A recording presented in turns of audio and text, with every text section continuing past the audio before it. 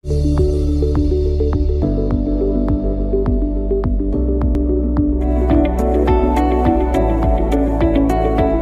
શ્રી કૃષ્ણ. બધા મજામાં? બધાને હેપી રક્ષાબંધન. તો હવે આગળ ભણવાનું સ્ટાર્ટ કરીએ. લાસ્ટ લેક્ચરમાં મેં જે હોમવર્ક આપ્યું હતું એ હોમવર્કનું પહેલાં જે આન્સર છે એ ચકાસી લઈ અને પછી આગળ ભણવામાં વધીએ, બરાબર? તો પેજ નંબર 316 ઉપર લખાણ સંબંધિત પ્રશ્નોમાં મેં 10.7 નંબરનો પોઈન્ટ આપ્યો હતો હોમવર્કમાં. પ્રશ્નમાં આવું છે કે નીચે આપેલા સંયોજનો જોડીમાં આપેલા છે આલ્કાઇલ હેલાઇડના, તો એની SN2 ક્રિયાવિધિ કોની સાથે ઝડપથી થાય એ સમજાવો.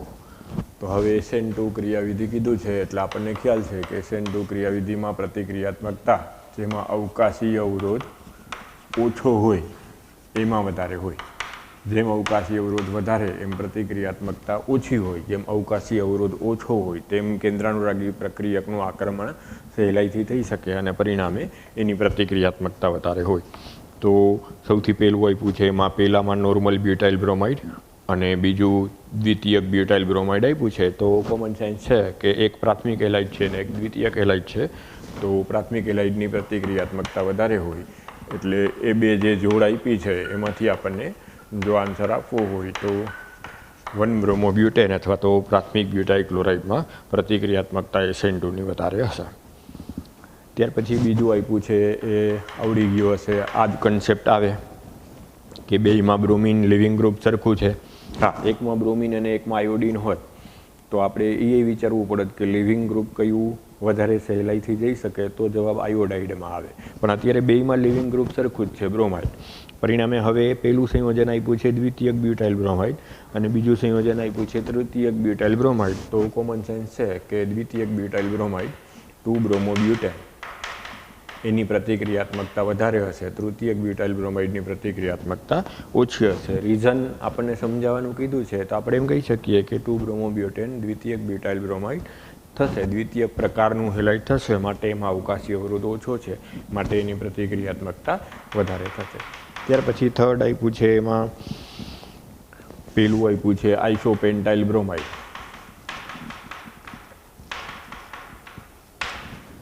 CH3 CH CH3 CH2 CH2 Br એટલે આને આઇસોપેન્ટાઇલ બ્રોમાઇડ કહેવાય. અથવા જો મારે IUPAC નામ આપવું હોય તો આમ આપવું 1-બ્રોમો 3-મિથાઇલ બ્યુટેન.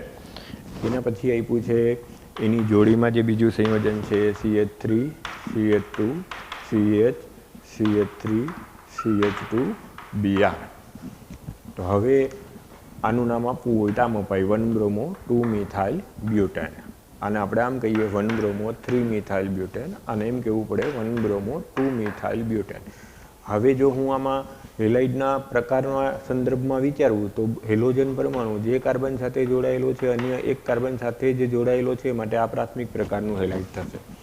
તો આમાં બી હેલોજન જે કાર્બન સાથે જોડાયેલું છે અન્ય એક જ કાર્બન સાથે જોડાયેલું છે એટલે આ પણ પ્રાથમિક પ્રકારનો જ હેલાઇડ થશે. એટલે હવે બે પ્રાથમિક પ્રકારના હેલાઇડ છે તો હવે એ જોવું પડે કે બ્રોમિન સાથે જોડાયેલો જે કાર્બન છે બેમાં કોનો અવકાશી અવરોધ વધારે છે. તો આમાં હેલોજન કાર્બન સાથે જોડાયેલું છે, એની બાજુના કાર્બનમાં જ મિથાઇલ સમૂહ છે એટલે બાજુમાં જે પાડોશી કાર્બન પર મિથાઇલ સમૂહ છે એને કારણે આ કાર્બન સાથે અવકાશી અવરોધ વધારે થાય. આમાં હેલોજન જે કાર્બન સાથે જોડાયેલું છે એના પાડોશી કાર્બન સાથે નહીં પરંતુ દૂર એના પછીના કાર્બન સાથે મિથાઇલ સમૂહ જોડાયેલું છે એટલે જ્યારે આનું વિસ્થાપન થાય ત્યારે આ મિથાઇલ સમૂહનો અવકાશી અવરોધ પ્રમાણમાં ઓછો થાય, આમાં અવકાશી અવરોધ પ્રમાણમાં વધારે થાય. સ્ટાર્ટિંગમાં જ આપણે સમજાવ્યું કે જેમ અવકાશી અવરોધ ઓછો હોય એમ SN2ની પ્રતિક્રિયાત્મકતા વધારે થાય. માટે જો આ બેમાંથી જવાબ આપવો હોય તો આમ આપી શકો કે આઇસોપેન્ટાઇલ બ્રોમાઇડ અથવા તો 1-બ્રોમો 3-મિથાઇલ બ્યુટેનની SN2 મિકેનિઝમની પ્રતિક્રિયાત્મકતા વધારે હશે. એટલે આ કન્સેપ્ટ છે અગત્યનો. પેલા બે છે એમાં તો પ્રમાણમાં સહેલું હતું કે એક પ્રાથમિક હતું, એક દ્વિતીયક હતું, એક દ્વિતીયક હતું, એક તૃતીયક હતું. એટલે એમાં આપણે બહુ ઝડપથી આન્સર આપી શકીએ. આમાં આપણને નવો કન્સેપ્ટ આવ્યો કે બે પ્રાથમિક છે તો હવે તમારે જે હેલોજન પરમાણુ સાથે જોડાયેલો કાર્બન છે એની આજુબાજુનો અવકાશી અવરોધને ધ્યાનમાં લેવો પડે. તો મિથાઇલ સમૂહ નજીક છે એમાં પ્રતિક્રિયાત્મકતા ઓછી હોય મિથાઇલ સમૂહ આલ્કાઇલ સમૂહ દૂર છે એમાં પ્રતિક્રિયાત્મકતા વધારે હોય. શું કામે? અવકાશી અવરોધ ઓછો થશે. એટલે હવે 10.7 નંબરનો જે પોઈન્ટ છે એ પાછો આખો એક વખત જો તમારે ક્યાંય ભૂલ હોય તો જોઈ લેવાનો, બરાબર. ત્યાર પછી 10.8 નંબરનો પોઈન્ટ અહીં હોમવર્કમાં આપ્યો હતો. આ જ પ્રશ્ન છે 10.7, પણ આમાં રેખીય રીતના કાર્બનનું નિરૂપણ લાઇન જે મેથડ છે લાઇન દ્વારા દર્શાવીને કરેલું છે, એટલો જ ફરક છે. બાકી તો 10.7 જેવી રીતના જ જવાબ આવશે. પહેલો પ્રશ્ન છે એમાં લિવિંગ ગ્રુપ ક્લોરીન સરખું છે, એટલે હવે જોવાનું તો એ જ જોડી છે એમાં તૃતીયક બ્યુટાઇલ ક્લોરાઇડ અને એકમાં દ્વિતીયક આપેલું છે. તો કોમન સેન્સ છે, SN1 પ્રક્રિયા કીધી છે તો તૃતીયકની ફાસ્ટ થાય દ્વિતીયક કરતાં, પરિણામે એમાં જવાબ પેલું તૃતીયક બ્યુટાઇલ ક્લોરાઇડ આવે.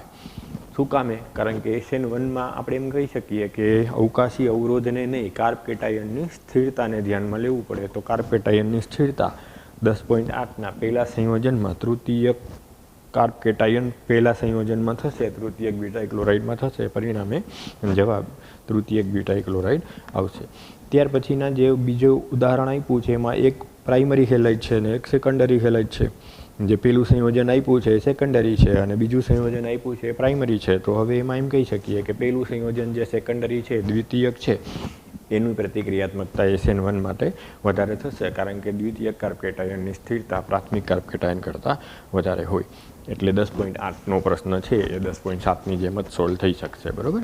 ત્યાર પછી આપણે સ્વાધ્યાયના કેટલાક પ્રશ્ન મેં હોમવર્કમાં આપ્યા હતા. 10.9 નંબરનો પ્રશ્ન હતો કે નીચે દર્શાવેલી પ્રત્યેક જોડીમાંથી પેજ નંબર 320 ઉપર સ્વાધ્યાયમાં 10.9 નંબરનો ક્વેશ્ચન હોમવર્કમાં આપ્યો હતો કે નીચે આપેલી જોડીમાંથી SN2 પ્રક્રિયામાં OH- સાથે વધુ ઝડપથી કોણ પ્રક્રિયા કરશે? તો પેલું સંયોજન આપ્યું છે મિથાઇલ બ્રોમાઇડ અને મિથાઇલ આયોડાઇડ. તો મિથાઇલ બ્રોમાઇડ અને મિથાઇલ આયોડાઇડ આપ્યું હોય તો હવે લિવિંગ ગ્રુપમાં આપણે ભણ્યા હતા કે આ હેલાઇડમાં પ્રતિક્રિયાત્મકતાનો ક્રમ આયોડાઇડ, પછી બ્રોમાઇડ, પછી ક્લોરાઇડ અને પછી ફ્લોરાઇડ હોય. આની બંધ ઉર્જા ઓછી હોય સૌથી, એટલે આની પ્રતિક્રિયાત્મકતા કેન્દ્રાનુરાગી વિસ્થાપન પ્રક્રિયામાં વધારે આવે. એટલે બ્રોમાઇડ અને આયોડાઇડ આપ્યું હોય તો એમ કહી શકાય કે આયોડાઇડની પ્રતિક્રિયાત્મકતા વધારે હશે. અને નોંધી લેવાનું કે સામાન્ય સંજોગોમાં SN2 અને SN1માં બંનેમાં એક જ સરખો જવાબ હેલાઇડની પ્રતિક્રિયાત્મકતાનો આવે. એટલે આમાં શું થશે કે મિથાઇલ સમૂહ કોમન છે, એટલે હવે તમારે આ લિવિંગ ગ્રુપને ધ્યાનમાં લેવું પડે. જો મિથાઇલ ગ્રુપ અલગ અલગ હોય તો તમારે બંને બાબતોને ધ્યાનમાં લેવી પડે, અવકાશી અવરોધ અને લિવિંગ ગ્રુપ. પણ અત્યારે આપણને જે આપ્યું છે એમાં મિથાઇલ સમૂહ કોમન છે, એટલે હવે તમારે લિવિંગ ગ્રુપને ધ્યાનમાં લઈને જવાબ આપવાનો થાય. તો આપણે આગળ ભણી ગયા હતા કે આયોડાઇડની પ્રતિક્રિયાત્મકતા વધારે હોય. ત્યાર પછી સેકન્ડ નંબરનો ક્વેશ્ચન એમાં આપ્યો છે, એક આપ્યું છે તૃતીયક બ્યુટાઇલ ક્લોરાઇડ અને એક આપ્યું છે મિથાઇલ ક્લોરાઇડ. તો હવે અમારે શીખડાવવા પણ જ ના રહેવું જોઈએ. SN2માં અવકાશી અવરોધ આ બંનેમાં ઓછામાં ઓછો કેનો હશે? તો કોમન સેન્સ છે, મિથાઇલ ક્લોરાઇડમાં અવકાશી અવરોધ ઓછો હશે. ભણ્યા આપણે કે મિથાઇલની પ્રતિક્રિયાત્મકતા સૌથી વધારે હોય, એના પછી પ્રાથમિક, એના પછી દ્વિતીયક અને એના પછી તૃતીયક. SN2 માટેનો જે ક્રમ છે આપણે ભણ્યા હતા. તો મિથાઇલ ક્લોરાઇડની તૃતીયક કરતાં ઘણી બધી વધારે પ્રતિક્રિયાત્મકતા હશે. એટલે એમાં જવાબ એમ આવશે કે તૃતીયક બ્યુટાઇલ ક્લોરાઇડ અથવા મિથાઇલ ક્લોરાઇડ આપ્યું છે તો કોણ વધારે SN2થી પ્રક્રિયા મિકેનિઝમથી દર્શાવશે? તો મિથાઇલ ક્લોરાઇડ જવાબ આવશે. ત્યાર પછી 10.16 નંબરનો પ્રશ્ન આપ્યો છે કે SN2 વિસ્થાપન પ્રક્રિયાના પ્રતિક્રિયાત્મકતાના ક્રમમાં ગોઠવો.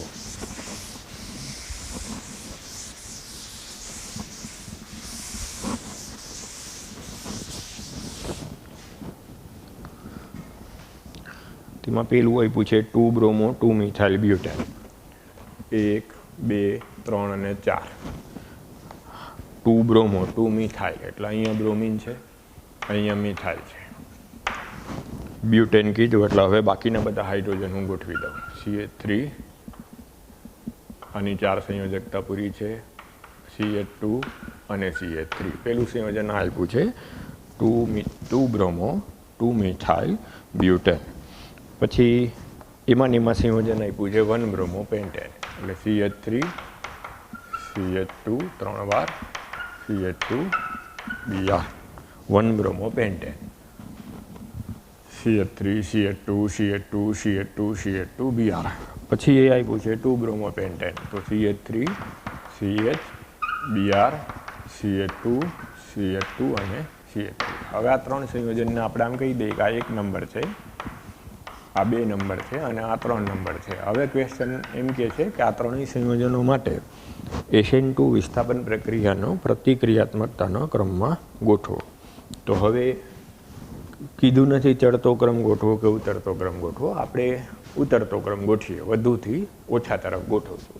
તો અત્યારે SN2 ક્રિયાવિધિ છે, એમાં હમણાં જ ભણ્યા કે અવકાશી અવરોધને ધ્યાનમાં લેવો પડે. તો અત્યારે જો હું આ હેલાઇડ લઉં તો 1 2 3 3 કાર્બન સાથે આ કાર્બન જોડાયેલો છે એટલે આ તૃતીયક પ્રકારનું હેલાઇડ થાય, આ પ્રાથમિક પ્રકારનું હેલાઇડ થાય અને આ દ્વિતીયક પ્રકારનું હેલાઇડ થાય. તો અત્યારે હવે આપણને ખબર છે કે પ્રાથમિકની પ્રતિક્રિયાત્મકતા SN2 માટે મેક્સિમમ હોય, દ્વિતીયકની એના કરતાં ઓછી અને તૃતીયકની એના કરતાં ઓછી. તો અત્યારે જે આપણને સંયોજન આપ્યા છે એમાં 2 નંબરના સંયોજનની પ્રતિક્રિયાત્મકતા વધારે હશે, 3 નંબરના સંયોજનની પ્રતિક્રિયાત્મકતા એના કરતાં ઓછી હશે અને 1 નંબરની સૌથી ઓછી હશે. એટલે આપણે ઉતરતા ક્રમમાં ગોઠવું. એટલે SN2ની જો પ્રતિક્રિયાત્મકતાનો ક્રમ કહીએ તો 1 બ્રોમોપેન્ટેન માટે વધારે હશે, 2 બ્રોમોપેન્ટેન માટે ઓછું હશે અને 2 બ્રોમો 2 મિથાઇલ બ્યુટેન માટે સૌથી ઓછી હશે. એટલે આવા ક્વેશ્ચન નીટમાં, જીમાં, ગુજકેટમાં વારંવાર પૂછાયેલા છે. એટલે આ બધા કન્સેપ્ટ છે વ્યવસ્થિત ઉતાવળ કર્યા વગર સમજીને લેવાના. એક સરખો જ કન્સેપ્ટ છે એટલે ભૂલ પડે તો મોટે ભાગે ઉતાવળ નહીં પડે. કે અત્યારે આ ક્વેશ્ચનમાં શું કર્યું છે કે IUPAC નામ આપ્યા છે, બંધારણ આપ્યા નથી. તો આપણે શું કરવાનું, IUPAC નામ આપ્યું છે એને બંધારણમાં ફેરવીને પહેલાં હેલાઇડનો પ્રકાર જોઈ લેવાનો, પછી પાછું એ જોવાનું કે SN2 માંગ્યું છે કે SN1. જો SN2 માંગ્યું હોય તો કોને ધ્યાનમાં લેવાનું, અવકાશી અવરોધને, અને SN1 માંગ્યું હોય તો આપણે અવકાશી અવરોધને નહીં, કાર્બ કેટાયનની સ્થિરતાના આધારે જવાબ આપવાનો. ત્યાર પછી એમાં બીજું આપ્યું છે 1 બ્રોમો 3 મિથાઇલ બ્યુટેન. તો 1 બ્રોમો 3 મિથાઇલ બ્યુટેન એટલે 1 2 3 4. 1 બ્રોમો એટલે અહીંયા હું Br મૂકી દઉં, 1 2 3 એટલે અહીંયા હું મિથાઇલ મૂકી દઉં. બાકીની સંયોજકતા હવે હાઇડ્રોજનથી જો સંતોષી લઉં તો આ રીતનું થાય. આને આપણે હમણાં જ નામ આપ્યું હતું આઇસોપેન્ટાઇલ બ્રોમાઇડ પણ કહેવાય. પછી આમ આપ્યું 2 બ્રોમો 2 મિથાઇલ બ્યુટેન. તો એ તો હજી હમણાં જ ભણ્યા, CH3 C CH2 CH CH3 Br અને CH3 1 2 3 4 butane, 2 bromo 2 methyl butane. ત્યાર પછી આમ આપ્યું 2 બ્રોમો 3 મિથાઇલ બ્યુટેન, 1 2 3 4. બીજા ઉપર બ્રોમિન, ત્રીજા ઉપર મિથાઇલ, અહીંયા હું મૂકી દઉં CH3, અહીંયા 3 સંયોજકતા છે એટલે H, અહીંયા 3 છે એટલે H અને અહીંયા CH3. હવે આ સંયોજનને હું 1 નંબર કહી દઉં, આ સંયોજનને 2 નંબર કહી દઉં અને આ સંયોજનને 3 નંબર કહી દઉં. અને હવે ચકાસું તો આ સંયોજન કેવું થાય, બ્રોમિન કાર્બન સાથે જોડાયેલું છે, એક જ કાર્બન સાથે છે એટલે આ પ્રાથમિક. આ સંયોજન છે એ તૃતીયક, 2 બ્રોમો 2 મિથાઇલ બ્યુટેન તૃતીયક પ્રકારનું હેલાઇડ થાય અને 2 બ્રોમો 3 મિથાઇલ બ્યુટેન છે એ દ્વિતીયક પ્રકારનું હેલાઇડ થાય, કારણ કે બ્રોમિન જે કાર્બન સાથે જોડાયેલું છે અન્ય 2 કાર્બન સાથે જોડાયેલું છે એટલે આમ આ હેલાઇડને દ્વિતીયક પ્રકારનું હેલાઇડ કહેવાય. તો હવે SN2 કીધું છે એટલે હવે આપણે SN2માં અવકાશી અવરોધને ધ્યાનમાં લઈએ તો પ્રાથમિકમાં સૌથી ઓછો, દ્વિતીયકમાં એના કરતાં વધારે અને તૃતીયકમાં સૌથી વધારે હોય. એટલે પ્રતિક્રિયાત્મકતાનો ક્રમ 1 નંબરના સંયોજનની સૌથી વધારે, 3 નંબરના સંયોજનની એના કરતાં ઓછી અને 2 નંબરના સંયોજનની સૌથી ઓછી થાય. ઉત્તર માટેનું જે કારણ છે એ આપવું હોય તો પ્રાથમિક, દ્વિતીયક અને તૃતીયક હેલાઇડ અને અવકાશી અવરોધ એના આધારે તમારે સમજાવવાનું થાય. એટલે હવે જો ક્રમ આપણે નિયમ પ્રમાણે નામથી આપવો હોય, અત્યારે આપણાને બંધારણમાં ફેરવું તો હવે આપણે આમ કહી શકીએ 1 બ્રોમો 3 મિથાઇલ બ્યુટેન સૌથી વધુ પ્રતિક્રિયાત્મકતા ધરાવશે, 2 બ્રોમો 3 મિથાઇલ બ્યુટેન એના કરતાં ઓછી અને 2 બ્રોમો 2 મિથાઇલ બ્યુટેન સૌથી ઓછી પ્રતિક્રિયાત્મકતા દર્શાવશે. બરાબર. ત્યાર પછી 3rd નંબરનો ક્વેશ્ચન આમ છે 1 બ્રોમો બ્યુટેન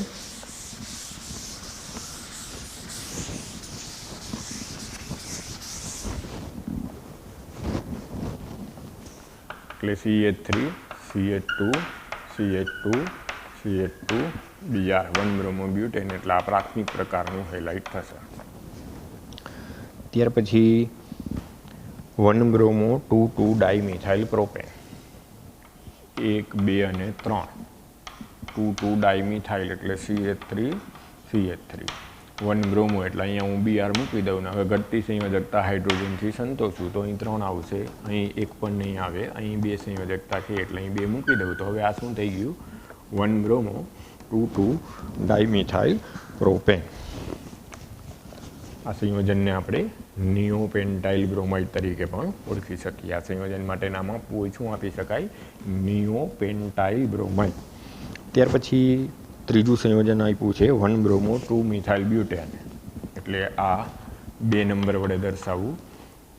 બ્રોમિન જે કાર્બન સાથે જોડાયેલું છે અન્ય એક જ કાર્બન સાથે જોડાયેલું છે એટલે આ પણ કયા પ્રકારનું હેલાઇડ થશે પ્રાથમિક પ્રકારનું જ હેલાઇડ થશે. ત્યાર પછી 1, 2, 3 અને 4 બ્યુટેન આપ્યું છે એટલે 4 કાર્બન 1 બ્રોમો 2 મિથાઇલ બ્યુટેન એટલે હવે હાઇડ્રોજન હું અહીં ગોઠવી દઉં તો CH3 CH2 CH CH2 Br. તો હવે બ્રોમિન જે કાર્બન સાથે જોડાયેલું છે અન્ય એક જ કાર્બન સાથે જોડાયેલું છે એટલે આ સંયોજનને હું 3 નંબર કહું અને હેલાઇડનો પ્રકાર કહું તો આ પણ કેવા પ્રકારનું હેલાઇડ થાય પ્રાથમિક પ્રકારનું જ હેલાઇડ થાય. સૌથી છેલ્લે આપેલું છે 1 બ્રોમો 3 મિથાઇલ બ્યુટેન 1, 2, 3, 4 બ્રોમિન 1, 2, 3 ઉપર મિથાઇલ એટલે અહીંયા CH3. હવે હાઇડ્રોજન ગોઠવતા જાય તો CH3 CH CH2 CH2. તો હવે આ હેલાઇડને જો હું કહું તો બ્રોમિન જે કાર્બન સાથે જોડાયેલું છે અન્ય એક જ કાર્બન સાથે જોડાયેલું છે એટલે જો આ 4 નંબરનું સંયોજન દર્શાવું તો એ પણ કયા પ્રકારનું હેલાઇડ થાય પ્રાથમિક પ્રકારનું જ હેલાઇડ થાય. તો સરસ કન્સેપ્ટ આવ્યો કોમ્પિટિટિવ એક્ઝામ માટે મજાનો કન્સેપ્ટ થાય કે બધા પ્રાથમિક પ્રકારના જ છે. તો હવે જો SN2ની ક્રિયાવિધિ કોની સાથે વધારે પ્રતિક્રિયાત્મકતાથી કયા હેલાઇડ સાથે થશે એ જાણવું હોય તો હવે પ્રાથમિક પ્રકારમાં પણ હવે પાછો એમાંય અવકાશી અવરોધને ધ્યાનમાં લેવું પડે. તો આમાં હેલોજન જે કાર્બન સાથે જોડાયેલું છે એનો અવકાશી અવરોધ એક જ આલ્કાઇલ શૃંખલા છે એટલે ઓછો થશે. આમાં હેલોજન જે કાર્બન સાથે જોડાયેલું છે એમાં નજીકમાં મિથાઇલ સમૂહ છે. આમાં હેલોજન જે કાર્બન સાથે જોડાયેલું છે એમાં દૂરમાં મિથાઇલ સમૂહ છે. આમાં હેલોજન જે કાર્બન સાથે જોડાયેલું છે એમાં આલ્કાઇલ સમૂહની સંખ્યા વધારે છે એટલે સૌથી વધુ અવકાશી અવરોધ આમાં થશે અને સૌથી ઓછો આમાં થશે એટલે સૌથી વધુ પ્રતિક્રિયાત્મકતા જો લઈએ તો 1 નંબરની સૌથી વધારે પ્રતિક્રિયાત્મકતા આવશે અને 2 નંબરની સૌથી ઓછી આવશે. હવે આ બેની સરખામણી કરીએ તો આમાં મિથાઇલ સમૂહ દૂરના કાર્બન પર છે એટલે આનો અવકાશી અવરોધ મિથાઇલ સમૂહનો કમ્પેરેટિવલી આના કરતાં ઓછો આમાં થશે. આમાં હેલોજન જે કાર્બન સાથે જોડાયેલો છે અને તરત જ પાડોશી કાર્બન ઉપર મિથાઇલ સમૂહ છે એટલે આમાં અવકાશી અવરોધ વધારે થાય, આમાં ઓછો થાય એટલે આ બેમાં પ્રતિક્રિયાત્મકતા 4 નંબરની વધારે થાય એટલે એક પછી કયું સંયોજન આવશે 4 નંબરનું, એના પછી કયું સંયોજન આવશે 3 નંબરનું અને સૌથી ઓછી પ્રતિક્રિયાત્મકતા આ 2 નંબરનું સંયોજન એટલે કે 1 બ્રોમો 2,2 ડાયમિથાઇલ પ્રોપેનની થશે.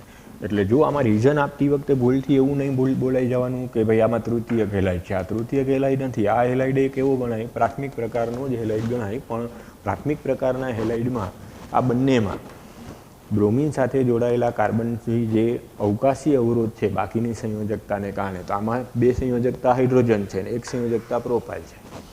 આમાં જે બાજુનો કાર્બન છે એમાં 3 સંયોજકતા આલ્કાઇલ સમૂહ વડે સંતોષાયેલું હોવાથી 3 મિથાઇલ સમૂહનો અવકાશી અવરોધ લાગુ પડે પરિણામે આની પ્રતિક્રિયાત્મકતા ઓછી થાય. એટલે આ પ્રશ્ન સરસ થાય એટલે આ કન્સેપ્ટને ધ્યાનમાં લઈ અને એકવાર વધારે વાંચવાનો કોમ્પિટિટિવ એક્ઝામ માટે આ ટાઈપના પ્રશ્નો વધારે અગત્યના બરાબર. એટલે 10.16 નંબરના જેટલા ઉદાહરણ છે એ બધા વ્યવસ્થિત રીતના એક વખત પાછા જોઈ લેવાના.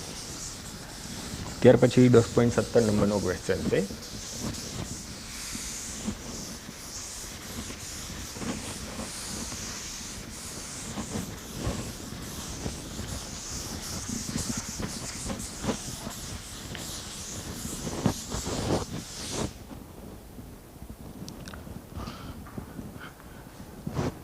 બેન્ઝાઇલ ક્લોરાઇડ આપ્યું છે અને દ્વિતીયક બેન્ઝાઇલિક સમૂહ ધરાવતું ક્લોરાઇડ આપ્યું છે અને પછી એમ કીધું છે કે કયું સંયોજન જલીય કેવોઇચ વડે વધુ સહેલાઈથી જળ વિભાજન પામે. તો હેલાઇડની જલીય કેવોઇચ સાથે પ્રક્રિયા કરો એટલે કેન્દ્રાનુરાગી વિસ્થાપન પ્રક્રિયા થઈ આલ્કોહોલ બને.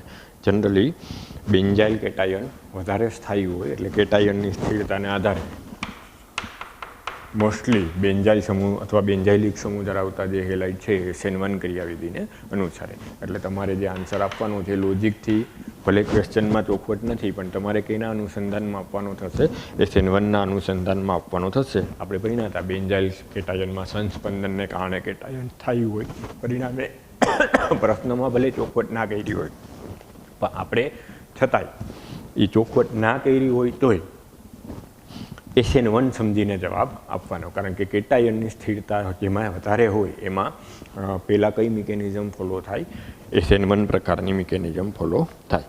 ઉપરાંત KOHમાં OH માઇનસ છે એ પ્રબળ કેન્દ્રાનુરાગી છે. કેન્દ્રાનુરાગી આયન છે પરિણામે મોટે ભાગે એ કેટાયનની સ્થિરતા અને કેન્દ્રાનુરાગી આયનની પ્રબળતાને કારણે SN1 મિકેનિઝમને અનુસરે. એટલે હવે આપણે જે જવાબ આપવાનો થાય એ કેટાયનની સ્થિરતાના આધારે થાય તો C6H5CH2 પ્લસ અને બીજું સંયોજન જે આપ્યું છે એમાં CH C6H5 પ્લસ અને C6H5 આમ આપ્યું છે.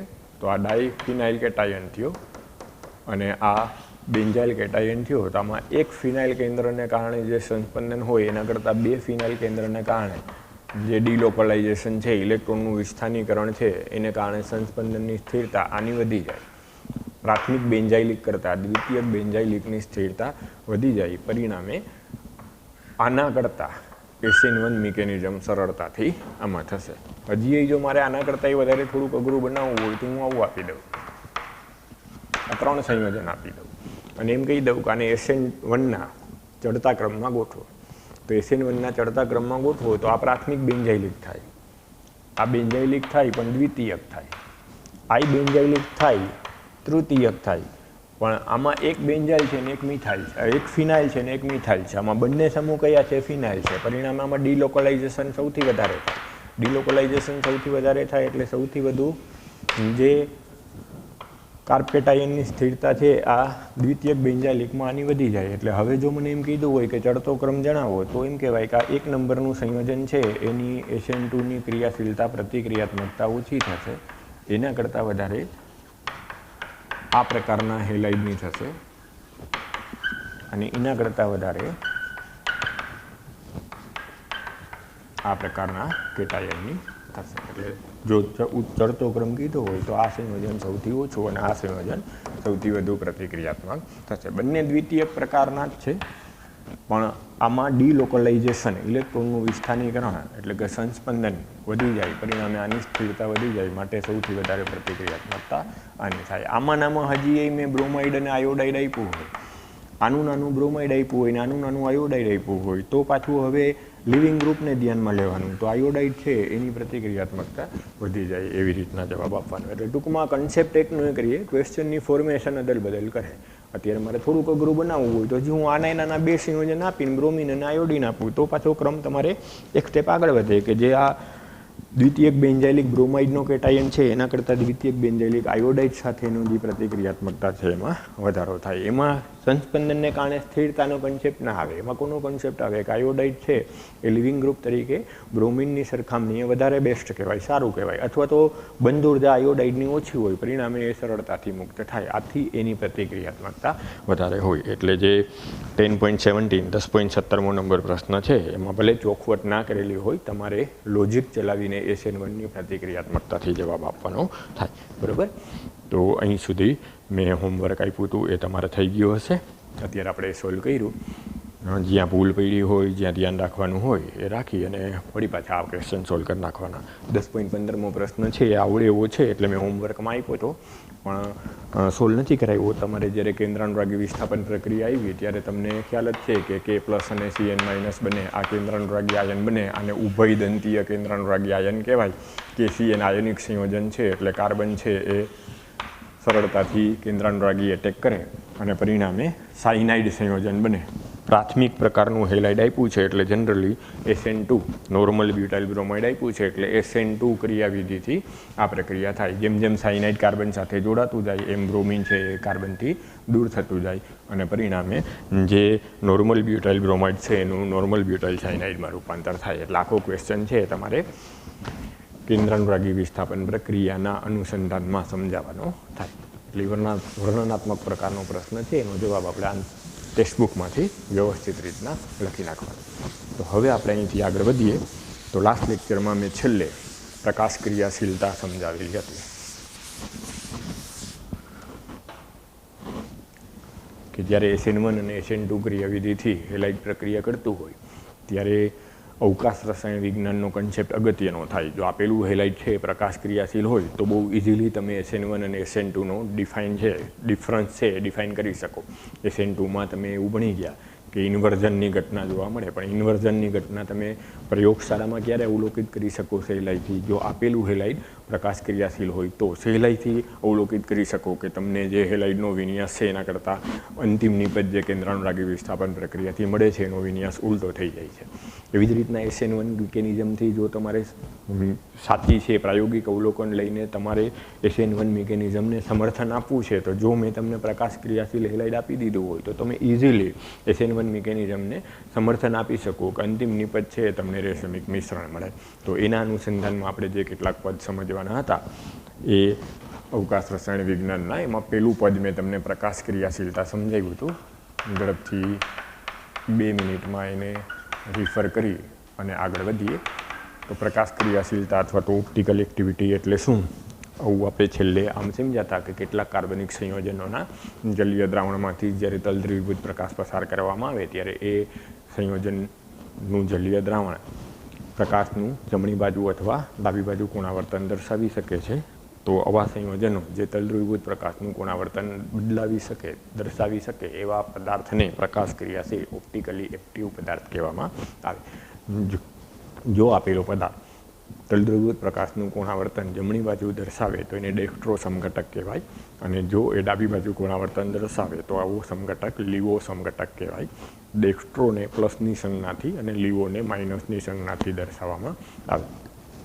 આ ઉપરાંત કોઈપણ પદાર્થની પ્રકાશ ક્રિયાશીલતાનો આ ગુણધર્મ જમણેરી કે ડાબેરીનો ચકાસવો હોય તો લાસ્ટ લેક્ચરમાં મેં તમને પોલારીમીટરનો સિદ્ધાંત સમજાવ્યો હતો કે એ જાણવું હોય તો પોલારીમીટર નામના સાધનની મદદથી જાણી શકાય. તો હવે જે હું ડેફિનેશન બોલ્યો એમાં જો તમે વર્ડ બાય વર્ડ ધ્યાનપૂર્વક સાંભળેલું હોય તો મેં એક ક્વેશ્ચન એક વિધાન આવું વર્ડ આવી રીતના બોલ્યો હતો કે કેટલાક કાર્બનિક સંયોજન. જો માઇન્ડ શાર્પ રાખીને તમે સમજ્યું તો તમે તરત જ એક્ટિવ થઈ જવાના કે તો બધા પદાર્થો પ્રકાશ ક્રિયાશીલ ના હોય. એનો મતલબ એવો થાય તો જ મેં કેટલાક શબ્દ વાપર્યો હોય. હું બધા જ કાર્બનિક સંયોજનો આમ નથી બોલ્યો. હું શું બોલ્યો? કેટલાક કાર્બનિક સંયોજનો. ઇટ મીન્સ ધેટ કે ડેફિનેશનમાં જ આવું આવી ગયું કે બધા કાર્બનિક સંયોજનોમાં આવો પ્રકાશ ક્રિયાશીલતાનો ગુણધર્મ હોતો નથી. તો હવે આપણે આજે એ ભણવું છે કે કયા સંયોજનો પ્રકાશ ક્રિયાશીલતા દર્શાવે. પ્રકાશ ક્રિયાશીલતા દર્શાવવા માટે કાર્બનિક સંયોજન પાસે કઈ ગુણધર્મ, કઈ લાક્ષણિકતા, કઈ સ્પેશિયાલિટી હોવી જોઈએ, કઈ કેરેક્ટરિસ્ટિક હોય તો કાર્બનિક સંયોજન પ્રકાશ ક્રિયાશીલતાનો ગુણધર્મ દર્શાવી શકે. તો એના અંગેની આજે આપણે ચર્ચા કરવાની થાય. એના માટે આપણે આજે 3 શબ્દ સમજવાના છે: કિરાલિટી, આણ્વીય અસંમિતિ અથવા તો અસંમિત કેન્દ્ર. તો પ્રકાશ ક્રિયાશીલતા અથવા તો આજે આધુનિક અવકાશ રસાયણ વિજ્ઞાનનો પાયો છે એ લુઈ પાસ્ચરે નાખેલો છે. 1848માં પાસ્ચરે ટાર્ટારિક એસિડના સ્ફટિકોમાં સૌથી પહેલાં આ પ્રકારની વર્તણૂક જોઈ. ટાર્ટારિક એસિડ એટલે શું? તો તમને કદાચ ખ્યાલ હશે કે આંબલીમાંથી મેળવેલો જે એસિડ હોય, આંબલીની જે ખટાશ છે ટાર્ટારિક એસિડને કારણે હોય. ટાર્ટારિક એસિડનું સૂત્ર આવું થાય: COOH, CHOH 2 વાર અને COOH. એટલે કે જો હવે તમારે એને છૂટું પાડીને નામ આપવું હોય તો આમ આપી શકો: COOH, CHOH અને COOH. 1 2 3 4 બ્યુટેન, 1,4 ડાયોઇક એસિડ, બીજા અને ત્રીજા ઉપર હાઇડ્રોક્સી, એટલે આખું નામ આમ થઈ જાય 2 3 ડાયહાઇડ્રોક્સી બ્યુટેન 1,4 ડાયોઇક એસિડ. આ જે સંયોજન છે એને ટાર્ટારિક એસિડ કહેવાય. પાસ્ચરે આ ટાર્ટારિક એસિડનું જ્યારે સ્ફટિકીકરણ કર્યું ત્યારે એને એક આશ્ચર્યજનક બાબત જોવા મળી કે એને ટાર્ટારિક એસિડના સ્ફટિકોમાં અસમાન વર્તણૂક જોવા મળી.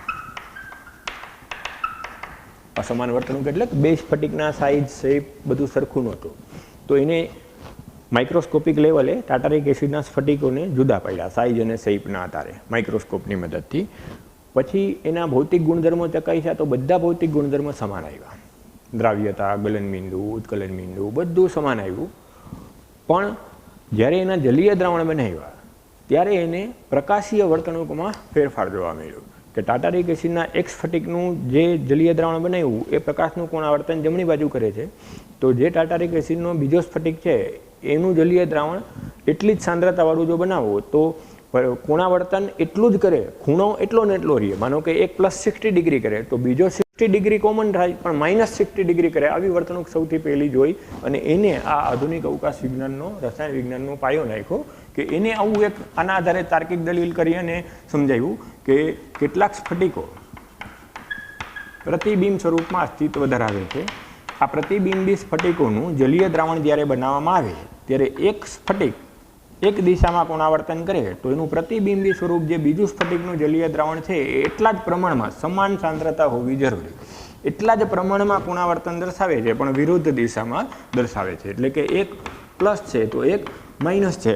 હવે એને જે એ સંયોજનોનું પ્રતિબિંબી સ્ફટિકોનું બંધારણ લીધું તો આવું જોવા મળ્યું કે કાર્બનની આજુબાજુ જે સંયોજકતા હોય, દાખલા તરીકે અત્યારે હું આ ટાટારિક એસિડનું બંધારણ લઉં, અહીંયા H હોય અને અહીંયા OH હોય તો એના પ્રતિબિંબી સ્ફટિકમાં કાર્બનની આજુબાજુનું વિન્યાસ બદલાય. આમાં OH જમણી બાજુ છે તો આમાં OH ડાબી બાજુ આવે અને આમાં H ડાબી બાજુ છે તો એમાં જમણી બાજુ આવે. આવી રીતના બંધારણ અલગ અલગ મળ્યા, સ્ફટિકના પ્રતિબિંબો જેવા બંધારણ મળ્યા.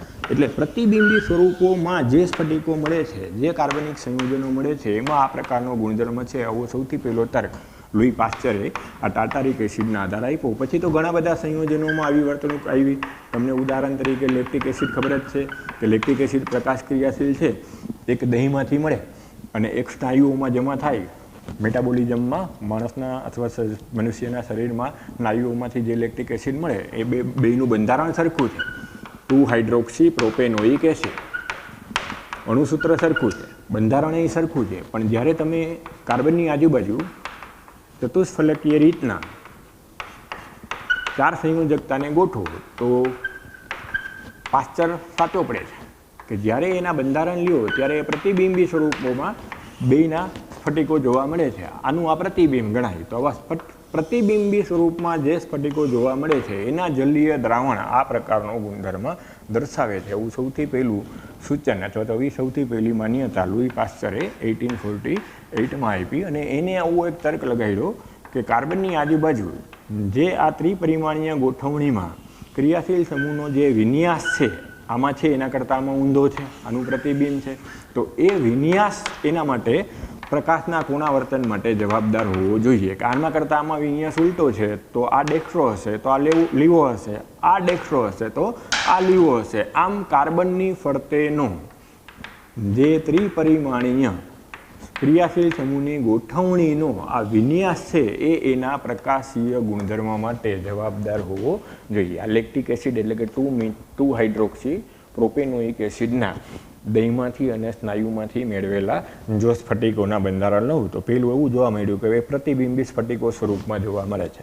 એના જલીય દ્રાવણને જો હું અલગ અલગ દ્રાવણ બનાવું બેયના અને જો જુદા જુદા દ્રાવણ બનાવું તો પાસ્ચરની જે વર્તણૂક છે, માન્યતા છે એ સાચી પડે છે કે એક જમણેરી કોણાવર્તન દર્શાવે તો એક ડાબેરી કોણાવર્તન દર્શાવે છે. બેયમાં પરિભ્રમણનો કોણ સરખો છે પરંતુ બેયની જે પ્રકાશ ક્રિયાશીલતાનો ગુણધર્મ છે એ ડિફરન્ટ છે. હવે શું કામે છે તો પ્રતિબિંબી સ્વરૂપના જે સ્ફટિકો છે એમાં કાર્બનની આજુબાજુનો ત્રિપરિમાણીય વિન્યાસ જુદો જુદો છે. આમાં OH અને H અને આમાં H અને OHની ગોઠવણી ડિફરન્ટ. આપણે ભણી ગયા છીએ આને વેઇજ લાઇન, વેઇજ ડેશ ફોર્મ્યુલા કહેવામાં આવે.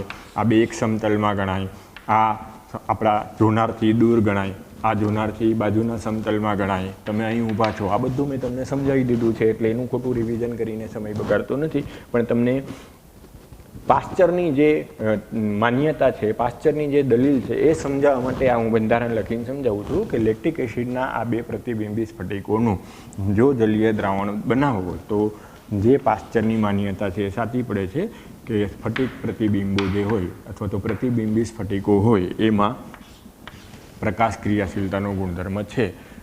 એક જે સ્ફટિકમય સ્વરૂપ છે એ જમણેરી પ્રકાશનું કોણાવર્તન દર્શાવે તો બીજા સ્ફટિક એના પ્રતિબિંબી સ્ફટિકનું જલીય દ્રાવણ જો સમાન સાંદ્રતા ધરાવતું હોય તો એટલું જ પરિભ્રમણ વિરુદ્ધ દિશામાં દર્શાવે છે. અને એને એક આના આધારે આવી આર્ગ્યુમેન્ટ કરી કે કાર્બનની આજુબાજુ જે આ ક્રિયાશીલ સમૂહનો વિન્યાસ છે, ત્રિપરિમાણીય ગોઠવણી છે, એમાં ભિન્નતા છે, એટલે આ પ્રકાશ ક્રિયાશીલતાના ગુણધર્મમાં ભિન્નતા છે, આવું હોવું જોઈએ. પણ સૌથી વધારે સરસ અને ઉપયોગી માહિતી પાશ્ચર પછી, પાશ્ચર એ ઐતિહાસિક માહિતી કહેવાય. સૌથી પહેલું આવો પ્રકાશ ક્રિયાશીલતાનો અવકાશ રસાયણ વિજ્ઞાનમાં કન્સેપ્ટ સમજાયો. પણ આનો ઊંડાણપૂર્વક અભ્યાસ વોન્ટોફ અને લબેલ નામના વૈજ્ઞાનિકોએ કરી સ્વતંત્ર રીતના 1874માં.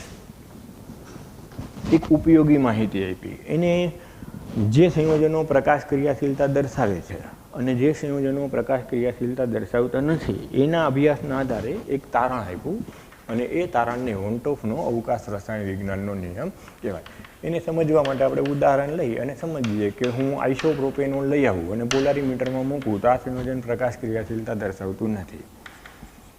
પણ હું દ્વિતીયક બ્યુટાઇલ આલ્કોહોલ લઈ, બ્યુટેન 2-ઓલ લઈ અને જો પોલારીમીટરમાં મૂકું તો આ સંયોજન પ્રકાશ ક્રિયાશીલતા દર્શાવે છે. હમણાં જે આપણે ભણ્યા કે લેક્ટિક એસિડ છે એ પ્રકાશ ક્રિયાશીલતા દર્શાવે છે. 2-હાઇડ્રોક્સીપ્રોપેનોઇક એસિડ પ્રકાશ ક્રિયાશીલતા દર્શાવે છે.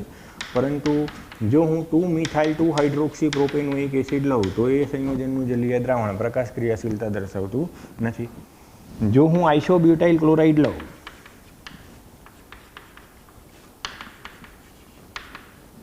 ક્લોરાઇડ અથવા બ્રોમાઇડ લઉં તો એ પ્રકાશ ક્રિયાશીલતા દર્શાવતું નથી.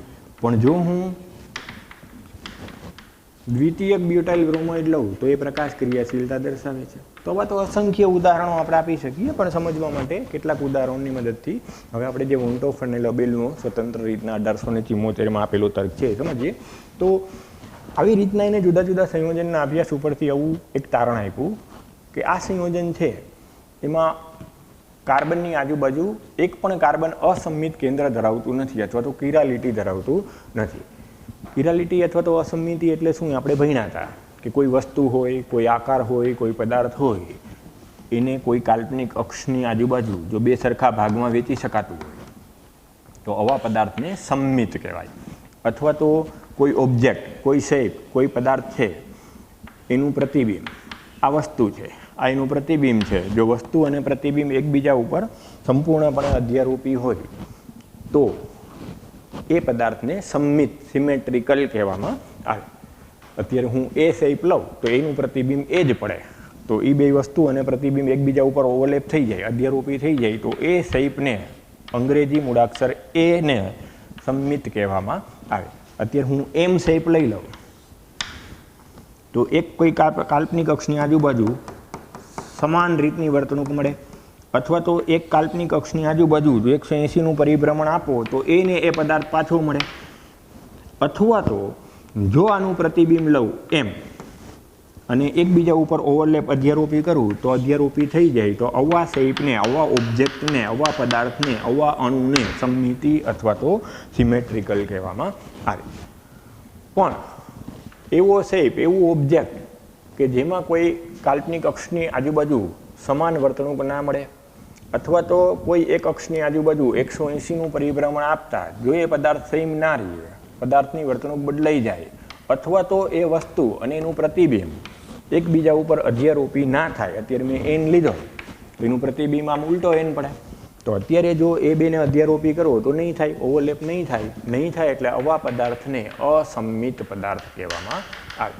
આવા પદાર્થને અસંમિતીય વર્તણૂક ધરાવતો પદાર્થ કહેવામાં આવે.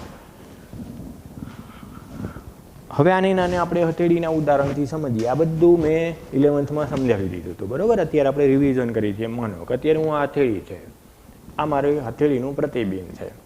પ્રતિબિંબ છે એને અધ્યારોપી એને એ સમતલમાં લઈ આવીને કરવું પડે.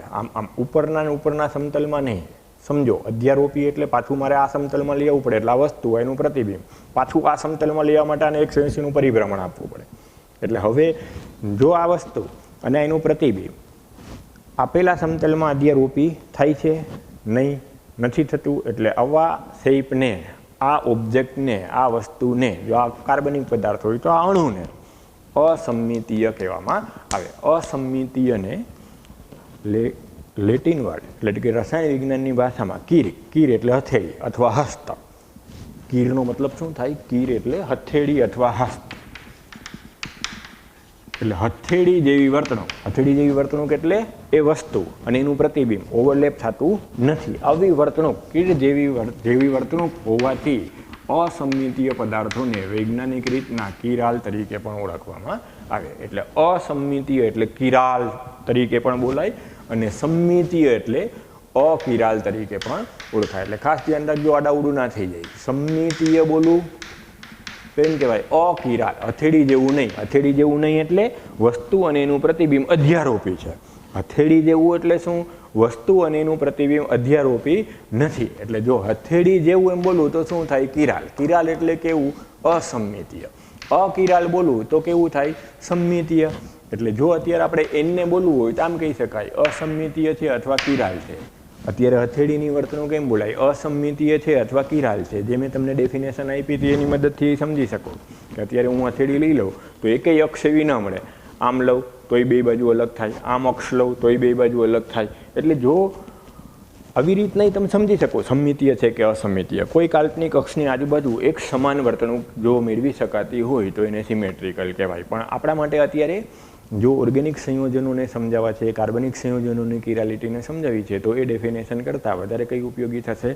વસ્તુ અને એનું પ્રતિબિંબ. પ્રતિબિંબ જો સામેના સમતલથી નહીં લેવાનું, વસ્તુ અને એનું પ્રતિબિંબ એને એ સમતલમાં અધ્યારોપી. એટલે મારે એ પ્રતિબિંબને 180નું પરિભ્રમણ આપીને આ સમતલમાં લઈ આવવું પછી જોવાનું. તો હવે અધ્યારોપી નથી. પરિણામે આવા પદાર્થોને અકિરાલ કહેવામાં આવે. એટલે અત્યારે આપણે કાર્બનિક સંયોજનો માટે સંમિતિ અને અસંમિતિ અથવા તો અકિરાલ અને કિરાલની ડેફિનેશન આવી રીતના આપશું કે જો પદાર્થનું બંધારણ 3 ડાયમેન્શનમાં એના પ્રતિબિંબ સાથે અધ્યારોપી ના હોય તો આવા પદાર્થોને કિરાલ પદાર્થો કહેવામાં આવે. અને વોન્ટોફ અને લબેલે સ્વતંત્ર રીતના જુદા જુદા સંયોજનોના અભ્યાસ ઉપરથી આવું એક તારણ રજૂ કર્યું કે જે કાર્બનિક સંયોજનોમાં કિરાલ કેન્દ્ર હોય, ઓછામાં ઓછું એક કાર્બન અસંમિત હોય, એટલે કે સંયોજનમાં એક અસંમિત કેન્દ્ર હોય, અણુ કિરાલિટી દર્શાવતું હોય તો આવા સંયોજનો પ્રકાશ ક્રિયાશીલતા દર્શાવે છે. કિરાલિટી ક્યારે હોઈ શકે? તો એની સમજૂતી એ વોન્ટોફે અવકાશ વિન્યાસના નિયમમાં આમ આપી કે જો કાર્બનની 4 સંયોજકતા ભિન્ન ભિન્ન ક્રિયાશીલ સમૂહ અથવા પરમાણુ વડે સંતોષાયેલી હોય તો એક પણ અક્ષ એવી નહીં મળે. માનો કે આ સમતલ તમે લઈ લીધું તો એની આજુબાજુ તમે હવે જો લ્યો તો આ સમાન વર્તણૂક નહીં થાય. તમે આ સમતલ લઈ લીધું તો એ સમાન વર્તણૂક નહીં થાય. એટલે જ્યારે કાર્બનની ફરતે જોડાયેલી ચતુષ્ફલકીય 4 સંયોજકતાઓ જો ડિફરન્ટ પરમાણુ કે ક્રિયાશીલ સમૂહ વડે સંતોષાયેલી હોય તો આવા કાર્બનિક સંયોજનમાં રહેલો કાર્બન અસંમિત થાય, આ કિરાલ કેન્દ્ર થાય અને આવો અણુ કિરાલ હશે એવા સંયોજનનો જ પ્રકાશનું તલદ્રુવીભૂત પ્રકાશનું કોણાવર્તન દર્શાવી શકે છે અને એવા પદાર્થો પ્રકાશ ક્રિયાશીલ પદાર્થ તરીકે વર્તે છે. તો હવે જો એના આધારે તમે આને સમજાવો અને આ જે આણ્વિક અસંમિતિ છે, કાર્બનની ફરતેનું જે આ વિન્યાસ છે એ એની પ્રકાશ ક્રિયાશીલતા માટે, આ અસંમિતિ એની પ્રકાશ ક્રિયાશીલતા માટે જવાબદાર છે એવું તારણ વોન્ટોફ અને લબેલના અવકાશ વિન્યાસના નિયમ તરીકે ઓળખાય. તો અત્યારે જો હવે હું એને આની સાથે સરખાવું તો પ્રોપેન ટુ ઓલમાં આ કાર્બન સાથે 3 હાઇડ્રોજન જોડાયેલા છે. નિયમ પ્રમાણે શું હોવું જોઈએ? 4 સમૂહ અલગ હોવા જોઈએ. એમાં તો 3 સમાન છે એટલે આ કાર્બન કિરાલ નથી. આ કાર્બન માટે જુઓ તો આ બાજુ 1 મિથાઇલ, આ બાજુ 1 મિથાઇલ, આ બાજુ 1 હાઇડ્રોજન, આ બાજુ 1 હાઇડ્રોજન. તો આ જે સંયોજન છે 2 મિથાઇલ ટુ પ્રોપેનોલ અથવા આઇસોપ્રોપેનોલ, એનું જો હું અત્યારે તમને બંધારણ હવે 3 ડાયમેન્શનમાં દોરીને સમજાવું તો અત્યારે આ એક વસ્તુ થઈ. હવે જો એનું પ્રતિબિંબ લઉં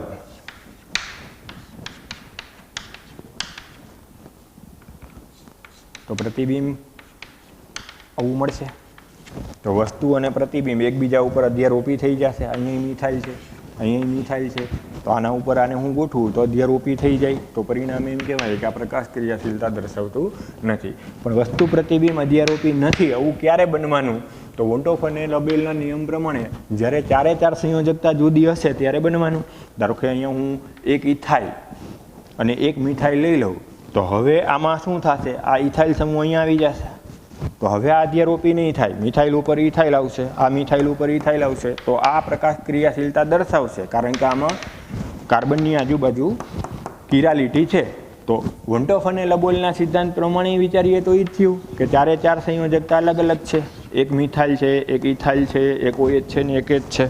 તો જ્યારે વસ્તુ પ્રતિબિંબનો સંબંધ આવું ના વિચારવું હોય ને સહેલાઈથી જ તમારે સીધો કિરાલિટીનો જવાબ આપવો હોય તો આમ જોવાનું કે ઓછામાં ઓછો એક કાર્બન એવો હોવો જોઈએ કે જેની ચારે ચાર સમૂહની પરમાણુની ગોઠવણી અને ક્રિયાશીલ સમૂહ ડિફરન્ટ હોય ત્યારે આ કિરાલિટીનો ગુણધર્મ સંભવે. શું કામ એ મેં તમને અહીંયા 3 ડાયમેન્શનમાં સમજાવ્યું કે જો મેં આઇસોપ્રોપેનોલ લીધું તો આઇસોપ્રોપેનોલમાં વસ્તુ અને પ્રતિબિંબ એકબીજા ઉપર અધ્યારોપી થાય, જ્યારે 2-બ્યુટેનોલમાં વસ્તુ અને પ્રતિબિંબ એકબીજા ઉપર અધ્યારોપી ના થાય. તો આ સંયોજન પ્રકાશ ક્રિયાશીલતા દર્શાવે ને આ સંયોજન પ્રકાશ ક્રિયાશીલતા દર્શાવતું નથી.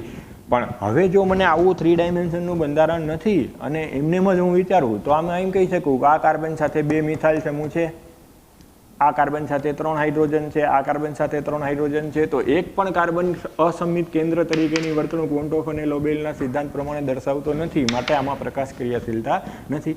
આની અંદર જોઉં તો એક મિથાઇલ, એક OH, એક H અને એક ઇથાઇલ. તો આ કાર્બન અસમિત કેન્દ્ર તરીકે વર્તે. અસમિત કેન્દ્ર તરીકે વર્તે એટલે કે આ અણુ કિરાલ થાય. આમાં એક કિરાલ કાર્બન છે. પરિણામે આમાં આવી રીતના વસ્તુ પ્રતિબિંબના 2 સ્વરૂપો, 2 સમઘટકો સ્વરૂપમાં અસ્તિત્વ ધરાવે અને પરિણામે આ સંયોજન દ્વિતીય બ્યુટાઇલ આલ્કોહોલ કિરાલિટી દર્શાવે ને આવી પ્રકારના 2 પ્રતિબિંબ સ્વરૂપો દર્શાવે. હવે આ 2 પ્રતિબિંબોને જો હું પોલારીમીટરમાં મૂકું તો એક ડેક્સ્ટ્રો હોય તો બીજું લીવો હોય, પેલું લીવો હોય તો બીજું ડેક્સ્ટ્રો હોય. એ જાણવું હોય તો તમારે પોલારીમીટરમાં જ મૂકીને જાણવું પડે કે આ સંયોજન, આ વિન્યાસ ધરાવતું સંયોજન જમણેરી છે કે ડાબેરી. જો આ વિન્યાસ ધરાવતું સંયોજન જમણેરી હોય તો એનું પ્રતિબિંબ સ્વરૂપનો વિન્યાસ ધરાવતું સંયોજન ડાબેરી જ જોવા મળે. અને આવા વસ્તુ પ્રતિબિંબનો સંબંધ ધરાવતા અવકાશીય સમઘટકોને પ્રકાશ સમઘટકોમાં પ્રતિબિંબી સમઘટકો કહેવામાં આવે. આવા પ્રકાશ સમઘટકોને પ્રતિબિંબી સમઘટકો કહેવાય અને એને ઇનાન્સિયોમર્સ તરીકે ઓળખવામાં આવે. ઇંગ્લિશમાં આના માટે ઇનાન્સિયોમર્સ આવો શબ્દ વાપરવામાં આવે. આ બંનેને ઇનાન્સિયોમર્સ અથવા તો પ્રતિબિંબી સમઘટકો કહેવાય. પ્રતિબિંબી સમઘટકોના ભૌતિક ગુણધર્મો હંમેશા સમાન જોવા મળે, ફક્ત પ્રકાશના કોણાવર્તનથી જ જુદા પડે. એટલે કે એક ડેક્સ્ટ્રો હોય તો એક લીવો હોય, એક લીવો હોય તો બીજું ડેક્સ્ટ્રો હોય. હા, ખાસ ધ્યાન રાખજો બી ગ્રુપવાળા, તો ખાસ ધ્યાન રાખજો કે આ પ્રતિબિંબી સમઘટકોના બાયોલોજિકલ પ્રોપર્ટીઝ જુદી હોય. માનો કે તમે ગ્લુકોઝમાં ભણતા હો કે ગ્લુકોઝનું ડી સ્વરૂપ અને ગ્લુકોઝનું એલ સ્વરૂપ, તો મેટાબોલિઝમમાં જે જૈવ રાસાયણિક પ્રક્રિયાઓમાં, ચયાપચયની પ્રક્રિયાઓમાં ડી ગ્લુકોઝ ભાગ લેતું હોય તો એલ ગ્લુકોઝ ભાગ ના લેતું હોય. તો આમ એના જૈવિક ગુણધર્મોમાં બહુ મોટો ડિફરન્સ હોય. એટલે એ વધારાની એક માહિતી જે હું કહું છું યાદ રાખજો. તમે ભણ્યા હોય એમિનો એસિડ એ પ્રકાશ ક્રિયાશીલ હોય, એનો મતલબ એમ નહીં કે એ ગ્રુપવાળાને ના ખબર પડે, ખબર પડે, આગળ આવશે કે એમિનો એસિડમાંય પ્રકાશ ક્રિયાશીલતાનો ગુણધર્મ હોય. તો એમાંય તમારે આ વસ્તુનો ઉપયોગ બાયોલોજીવાળાને તો ખાસ આવશે કે એક પ્રકારનું વિન્યાસ ધરાવતું એમિનો એસિડ છે એ રાસાયણિક પ્રક્રિયામાં બાયોકેમિકલ પ્રોસેસમાં ભાગ લેતું હોય તો એનાથી પ્રતિબિંબી બીજો વિન્યાસ ધરાવતું એમિનો એસિડ એ જ પ્રક્રિયા માટે નિષ્ક્રિય હોય. તો આમ જૈવિક ગુણધર્મો આ પ્રતિબિંબીઓના જુદા હોઈ શકે. પણ એ એક્સ્ટ્રા માહિતી થઈ. અત્યારે તો તમારે આ જ યાદ રાખવાનું કે પ્રતિબિંબી સમઘટકોના ભૌતિક ગુણધર્મથી એને જુદા પાડી શકાતા નથી. એને પ્રકાશ ક્રિયાશીલતાના આ પોલારીમીટર દ્વારા જાણેલા ગુણધર્મ દ્વારા જુદા પાડી શકાય છે. તો હવે પાછા આમાં આગળ વધીએ તો 2-મિથાઇલ 2-હાઇડ્રોક્સી પ્રોપેનોઇક એસિડ પ્રકાશ ક્રિયાશીલ શા માટે નથી એ હવે તમારે લોજિકથી વોન્ટોફના નિયમથી જ સમજાવવું હોય તો કહી શકો કે આ કાર્બનની આજુબાજુ 2 મિથાઇલ સમાન છે. પરિણામે અસમિતીય વર્તણૂક થાય, કિરાલિટી ધરાવે, અકિરાલ અણુ થાય. અકિરાલ થાય માટે આ પ્રકાશ ક્રિયાશીલતા દર્શાવશે નહીં. પણ જો એની જગ્યાએ લેક્ટિક એસિડ લખો, 2-હાઇડ્રોક્સી પ્રોપેનોઇક એસિડ લખો તો એક મિથાઇલ, એક OH, એક H અને એક COOH, તો આ કાર્બન કિરાલ થાય. આ કાર્બન કિરાલ થાય પરિણામે આના 2 સ્ફટિકો પ્રતિબિંબી સ્વરૂપના મળે. એ 2 સ્ફટિકોને જો મારે દર્શાવવા હોય તો એક સ્ફટિક આ સ્વરૂપમાં મળે અને એક એનું પ્રતિબિંબના સ્વરૂપમાં મળે. તો એ બંનેને જો હવે હું લઈશ તો એકબીજા ઉપર અધ્યારોપી નહીં જ થાય. આના ઉપર આને ગોઠવો તો OH ઉપર H આવે, H ઉપર OH આવે. પરિણામે આવા વસ્તુ અને પ્રતિબિંબના સ્વરૂપમાં રહેલા હોવાથી અને અધ્યારોપી ન હોવાથી આ અણુને કિરાલ અણુ કહેવામાં આવે. અને હવે ઊંટોફના નિયમ પ્રમાણે તમે એમ કહી શકો કે આની ચારે ચાર સંયોજકતા કાર્બનની જે ચતુષ્ફલકી રીતના ગોઠવાયેલી છે, ભિન્ન સમૂહ વડે ગોઠવાયેલી છે, જુદા જુદા ક્રિયાશીલ સમૂહ વડે ગોઠવાયેલી છે, પરિણામે આ અણુ કિરાલ છે અને પરિણામે પ્રકાશ ક્રિયાશીલતાનો ગુણધર્મ દર્શાવે. તો આને લેક્ટિક એસિડના બે પ્રતિબિંબ સ્વરૂપો કહેવામાં આવે અને આ બંનેને પ્રતિબિંબી સમઘટકો કહેવાય. ધારો કે આ સ્નાયુમાંથી મળે છે અને જમણેરી કોણાવર્તન દર્શાવે છે, તો દહીંમાંથી મળતું આ સ્વરૂપ ડાબેરી કોણાવર્તન દર્શાવે અને આ બેયનું જો પ્રયોગશાળામાં સંયોજન બનાવવું લેક્ટિક એસિડ, તો આ બેયનું સમપ્રમાણ મિશ્રણ મળે અને જો ડેક્સ્ટ્રો અને લીવોનું સમપ્રમાણ મિશ્રણ મળે તો એવા મિશ્રણને રેસેમિક મિશ્રણ કહેવામાં આવે. એટલે જો હું સ્નાયુમાંથી લેક્ટિક એસિડ મેળવીને પોલારીમીટરમાં મૂકું તો જમણેરી કોણાવર્તન દર્શાવે આ પ્રકારનું સમઘટક. જો હું દહીંમાંથી લેક્ટિક એસિડ મેળવું, બેક્ટેરિયા દ્વારા લેક્ટોઝ શર્કરાનું લેક્ટિક એસિડમાં જે રૂપાંતર થયું એ મેળવ્યું, તો એ આનું પ્રતિબિંબ હોવાથી એટલું જ પરિભ્રમણ જલીય દ્રાવણમાં પણ એના કરતાં વિરુદ્ધ દિશામાં દર્શાવે. એટલે આ ડેક્સ્ટ્રો સમઘટક થયો, આ લીવો થયો. કુદરતમાંથી આવી રીતના ડેક્સ્ટ્રો અને લીવો અલગ મળી શકે, પરંતુ જો પ્રયોગશાળામાં આવું કિરાલ કેન્દ્ર ધરાવતું કોઈ સંયોજન બનાવવામાં આવે તો ખાસ યાદ રાખજો કે હંમેશા ડેક્સ્ટ્રો અને લીવોનું સમપ્રમાણ મિશ્રણની શક્યતા વધારે હોય. મેજોરિટી ડેક્સ્ટ્રો અને લીવોનું 50% મિશ્રણ મળે, પરિણામે આવા મિશ્રણને રેસેમિક મિશ્રણ કહેવાય. જો પ્રયોગશાળામાં લેક્ટિક એસિડ બનાવવું તો એને પ્લસ માઇનસ ભેગું, રેસેમિક મિશ્રણ એટલે પ્લસ માઇનસ ભેગું અથવા તો DL લેક્ટિક એસિડ વડે દર્શાવવામાં આવે. અને ખાસ નોંધી લેજો કે જ્યારે આવી રીતના DL લેક્ટિક એસિડ અથવા પ્લસ માઇનસ લેક્ટિક એસિડ મેં લખ્યું હોય ત્યારે એને જો પોલારીમીટરમાં મૂકવામાં આવે તો એ પોલારીમીટરમાં પ્રકાશ ક્રિયાશીલતા દર્શાવતું નથી.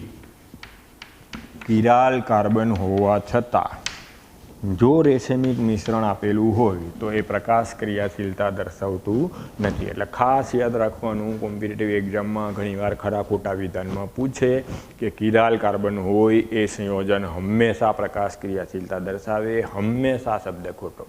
એમાં કિરાલ કાર્બન તો છે જ, છતાંય જો મેં રેસેમિક મિશ્રણ આપ્યું હોય લેક્ટિક એસિડનું તો એમાં કિરાલ કાર્બન છે છતાંય પ્રકાશ ક્રિયાશીલતા નથી. શું કામે? તો એના માટે આ શબ્દ યાદ રાખવાનો કે બાહ્ય સંપૂર્તિ થઈ જાય.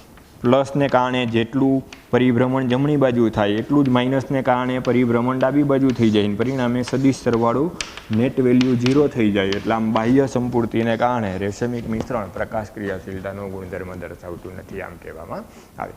એટલે આજે જે મેં શબ્દ ભણાવ્યા, કિરાલિટી, આણ્વીય સમમિતિ, પ્રતિબિંબી સમઘટક, રેસેમિક મિશ્રણ, આ બધું એક વખત વ્યવસ્થિત રીતના જોઈ લેજો. ટેક્સ્ટબુકમાંથી જોઈ વ્યવસ્થિત રીતના કન્સેપ્ટ ક્લિયર કરી લેજો.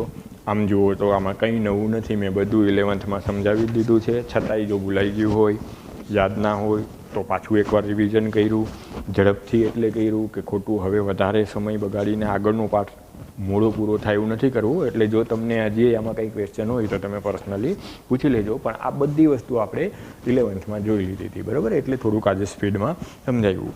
હવે તમે ટેક્સ્ટબુકમાં એ જોઈ અને જો કોયડા નંબર 10.8 પેજ નંબર 307માં કરી શકતા હો તો એ સોલ્વ કરજો, બરાબર? આવતીકાલે આપણે એ સમજાવશું. એટલે પેજ નંબર 307માં કોયડા નંબર 10.8 તમારે આવતીકાલે જોઈને આવવાનું.